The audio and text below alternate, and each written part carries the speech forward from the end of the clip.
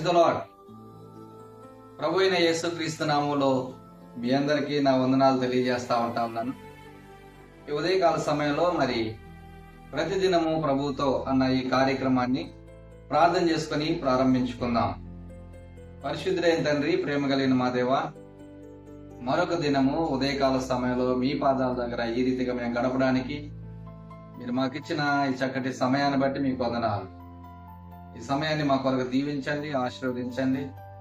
మాకు మేలుకరంగాను, దేవనైనా ప్రయోజనకరంగాను, మా ఆత్మీయ అభివృద్ధికి దోహదపడేదిగాను ఈ సమయం ఉండడానికి సహాయం చేయమని యేసుక్రీస్తు నామములో ప్రార్థించి వేడుకున్నాను తండ్రి, ఆమేన్. ఈ ఉదయకాల సమయంలో ఒక చిన్న ప్రశ్న. ఏంటి ఆ ప్రశ్న అంటే, ఈ లోకంలో ఏ వ్యక్తినైనా సరే 100% మనము నమ్మగలిగే పరిస్థితి ఉందా? ఏ వ్యక్తినైనా సరే, వారు మన యొక్క రక్త సంబంధికులైనా, కుటుంబస్తులైనా సరే, మన ఊరి వారైనా సరే, మనం పనిచేస్తున్న చోట మనకు పరిచయమైన వారైనా సరే, ఎవరైనా సరే, ఏ వ్యక్తినైనా 100% నేను ఈ వ్యక్తిని నమ్మగలను అన్న ప్రశ్నకు సమాధానం ఏం చెప్తుంది? ఏమొస్తుంది అంటే, నో. మనం గ్యారెంటీ ఇవ్వలేం. అమ్మో, ఇప్పుడు ఈ వ్యక్తి ఇట్లా ఉన్నాడు, దాని తర్వాత ఎలా ఉంటాడో మనకు తెలియదు. మనం కూడా ఒక సమయంలో ఒక విధంగా ఉంటున్నాం, మరొక సమయంలో ఇంకొక విధంగా ఉంటాం. ఇదిగో వస్తాం అంటాం, వెళ్ళలేం. నీకెందుకు, నేనున్నాగా, నేను చూసుకుంటా అంటాం. ఆ సమయానికి మనం దరిదాపుల్లో కూడా ఉన్నాం. అభయం ఇస్తాం, మర్చిపోతాం. చేస్తానంటాం, చెయ్యం. ఇదిగో నేను మాట్లాడతాలే అంటాం, ఫోన్ కూడా ఎత్తాం. కాబట్టి మానవుడు అంత నమ్మదగిన వాడు కాదు. మనిషిగా ఉంటున్న నువ్వు, నేను, మనమందరము అంత నమ్మదగిన వారం కాదు. అంత నమ్మదగిన వారం కాదు. అందుకనే పరిశుద్ధ గ్రంథంలో మనం ఒక మాట చదువుకుందాం. 2 తిమోతి రాసిన పత్రిక 2వ అధ్యాయము 13వ వచనంలో ఒక మాట మనం చూడొచ్చు. మనము నమ్మదగని వారమైనను ఆయన నమ్మదగిన వాడిగా ఉన్నాడు. మనం ఎలాంటి వారం అంట? నమ్మదగని వారము.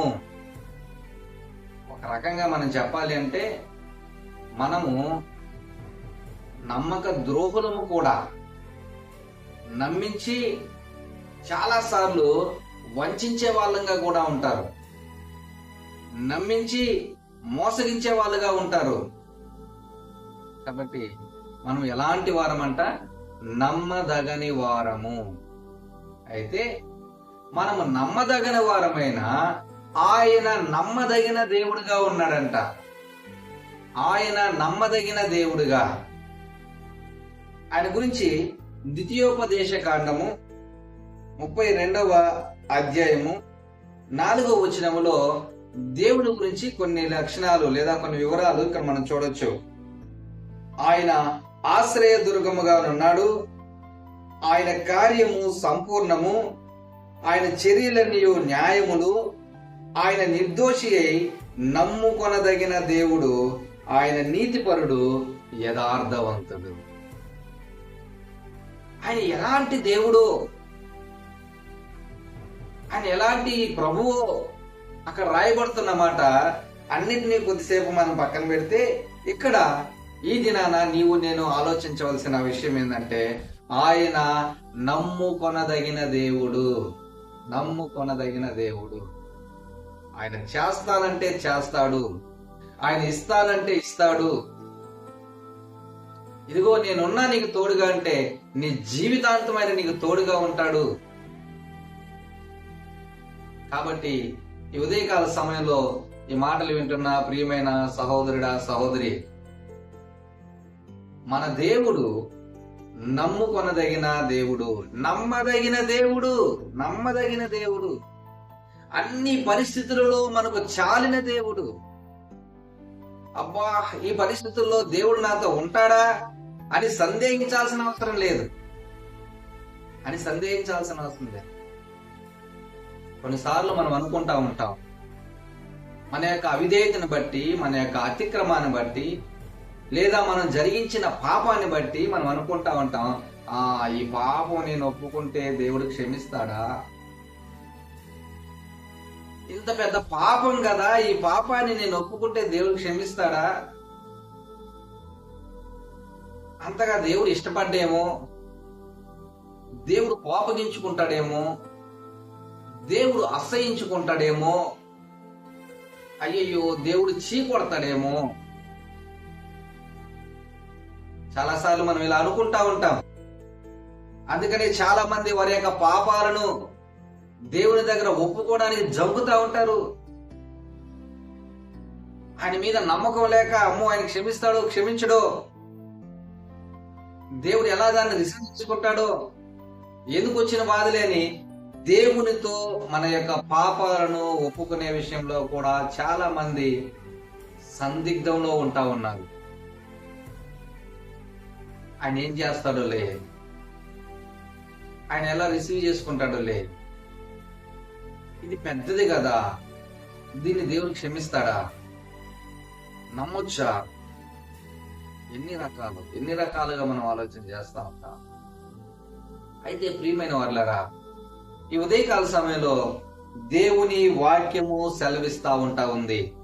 మొదటి యోహాను పత్రిక 1వ అధ్యాయము 9వ వచనం మనం చదువుతున్నట్లయితే, మన పాపములను మనం ఒప్పుకుని ఎడల ఆయన నమ్మదగిన వాడును నీతిమంతుడును గనుక ఆయన మన పాపములను క్షమించి సమస్త దుర్నీతి నుండి మనలను పవిత్రులుగా చేయును. హల్లెలూయా. ఆయన ఎలాంటి వాడండి? ఆయన నమ్మదగిన వాడును నీతిమంతుడును గనుక ఆయన అన్ని పరిస్థితుల్లో నువ్వు నమ్ముకొనదగిన దేవుడు. ఏ పరిస్థితుల్లో కూడా ఆయన మీద నీకు అపనమ్మకం వద్దు. ఎలాంటి విషయమైనా ఆయన మీద నీకు అపనమ్మకం అవసరం లేదు. అన్ని పరిస్థితులలో, అన్ని వేళలా, అన్ని విషయాలలో ఆయన నమ్ముకొనదగిన దేవుడు. 100కి 100% ఆయన్ని ఎంతైనా మనం నమ్మొచ్చు. ఇక్కడ చెప్పబడుతున్న మాట, మన పాపములను మనం ఒప్పుకొని ఎడల ఆయన నమ్మదగిన వాడు నీతిమంతుడు గనుక ఆయన మన పాపములను క్షమించి సమస్త దుర్నీతి నుండి మనలను పవిత్రులుగా చేస్తాడు. ఆయన అంతటి నమ్మదగిన దేవుడు. నీ పాపం ఎలాంటిదైనా కావచ్చు, అది ఎంత ఘోరమైనదైనా కావచ్చు, ఎంత పెద్ద పాపమైనా కావచ్చు. ఒకవేళ నీ పాపము తెలిసి 1,00,000 మంది నిన్ను చీకొట్టినా, నిన్ను అసహించుకున్నా, ఆయన నమ్మదగిన వాడు. నీ విషయంలో తన నమ్మకత్వాన్ని ఆయన తెలియజేసే దేవుడుగా ఉంటా ఉన్నాడు. నువ్వు నాకు కావాలి, నేను నిన్ను బాగు చేస్తాను, నీ పాపములన్నిటిని నేను క్షమిస్తాను, నిన్ను పరిశుద్ధపరుస్తాను, నిన్ను నీతిమంతునిగా చేస్తానని దేవుడు ఖచ్చితంగా నీకు సహాయం చేయగలిగే దేవుడు ఆయన. ఆయన నమ్మదగిన వాడును నీతిమంతును గనక. ఎంత బాగున్నాయి 2 మాటలు. మన పాపములను క్షమించి సమస్త దుర్నీతి నుండి మనలను పవిత్రులుగా చేస్తాడు.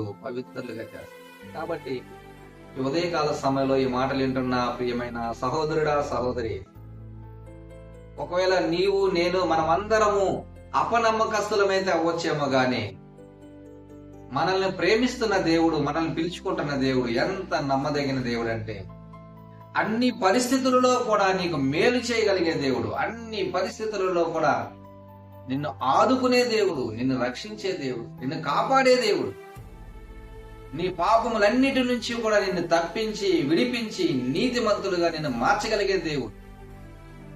కాబట్టి ఏ విషయంలో అయినా సరే నువ్వు సందేహిస్తున్నట్లయితే దేవుని ఆ సందేహాన్ని విడిచిపెట్టు. ఇదిగో దీని విషయంలో దేవుడు నాకు సహాయం చేస్తాడని ఒకవేళ నువ్వు ఆలోచన చేస్తున్నట్లయితే ఆ ఆలోచనను విడిచిపెట్టు. ఆయన చాలిన దేవుడు, ఆయన నమ్మదగిన దేవుడు, ఆయన నీకు నిత్యము కూడా సహాయము అనుగ్రహించడానికి చేయడానికి ఇష్టపడుతున్న దేవుడిగా ఉంటా ఉన్నాడు. కాబట్టి అపనమ్మకస్తులమైన మనము నమ్మదగిన దేవుడి వైపు చూడడానికి మనం ఇష్టపడదాం. ప్రభువా, నీవు నమ్మదగిన దేవుడు అని నేను వింటా ఉన్నాను, నాకు సహాయం చేయనైనా ఈ విషయంలో నీకే సహాయం కావాలో, దేని విషయంలో నీకు విడుదల విమోచన కావాలి అని నువ్వు కోరుకున్నావు, నిర్మోహమాటంగా నిస్సందేహంగా ఆయన నమ్మదగిన దేవుడని నమ్మి ఆయన దగ్గర చెప్పుకో, ఆయన నీకు సహాయం చేస్తాడు. తలలోంచుదాం, ప్రార్థన చేసుకుని. పరిశుద్ధులైన తండ్రి, ప్రేమ కలిగిన మా దేవ, నీకు వందనాలు. ఎంతైనా నీవు మా నమ్మదగిన దేవుడు, మేమే అపనమ్మకస్తు అయితే మీ దగ్గరికి మేము వస్తే మమ్మల్ని తోసివేసే దేవుడు కాదు. మీ నమ్మకత్వాన్ని మా ఎడలో చూపించి మమ్మల్ని బాగు చేసే దేవుడు, మాకు సహాయం చేస్తుంది. కాబట్టి ఉదయకాల సమయంలో ఎవరెవరు నీ పాదాల దగ్గరికి రావడానికి ఇష్టపడుతున్నారు వారందరికీ నువ్వు తోడుగా ఉండి సహాయపడి నడిపించమని యేసుక్రీస్తు నామములో ప్రార్థించి వేడుకున్నాను తండ్రి. ఆమేన్. God bless you.